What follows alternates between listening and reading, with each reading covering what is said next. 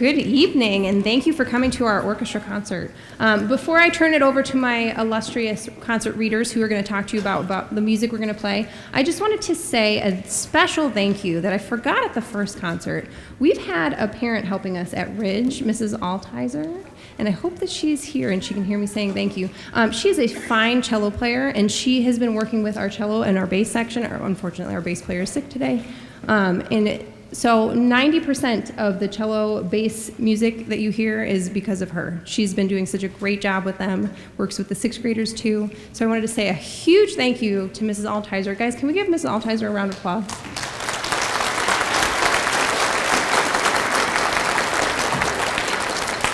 So our winter concert, kids have been working so hard since fall. It's hard to imagine how much progress they can make in just a few short months, so I'm excited for you to hear it. Here's our Ridge Orchestra and our Ridge Orchestra readers. Welcome to our orchestra winter concert. We have been working hard since our fall concert to learn new skills and more challenging music. Thank you for coming, and we hope you enjoy the show. Our first group will be the Ridge Orchestra. They will start with a piece called Country Wedding. This is one of the melodies in Smetana's famous work called the Moldau. In this piece, the composer writes music to represent a river that travels through the Czech Republic and enters the city of Prague. Along the way, the river passes a country wedding scene. And our second piece is called Sakura Sakura. This famous melody originated in Japan. It depicts spring and the season of cherry blossoms. Although the melody first appeared in the 1800s, it is still frequently used in modern music. We will end with Wood Splitter Fanfare, which has an interesting backstory. The composer was inspired to write this music after he was guest conducting a middle school orchestra.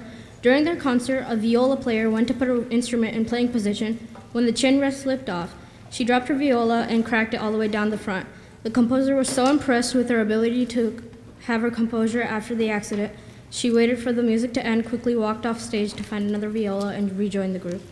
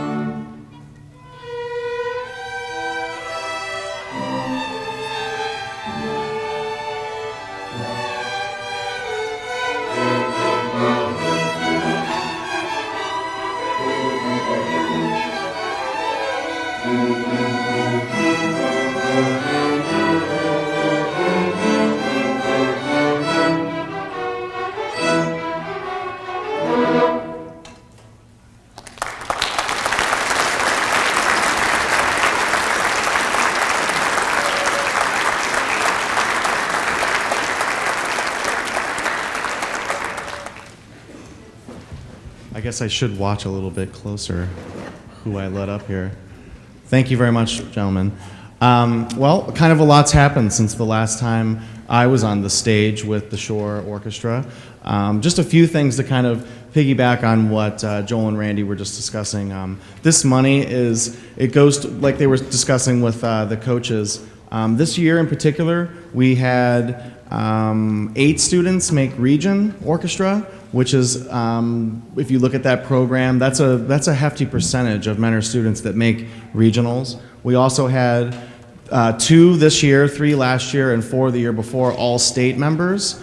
And this year, for the first time in the school's history, we had 2 all-national students, 2 bassists that you'll see later on. They're gonna play with the chamber ensemble from our high school chamber ensemble, Mannheim.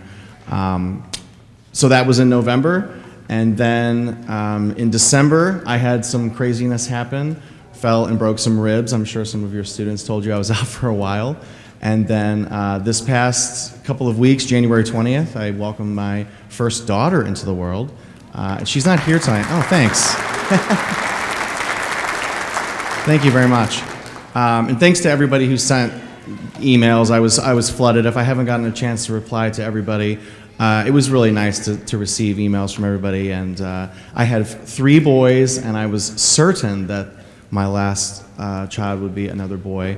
The doctor was playing a nice, nasty trick on all of these appointments that we had. He was using the male pronoun, so I just kind of assumed, you know, he was making a mistake. And I was very, very shocked, but blessed nonetheless.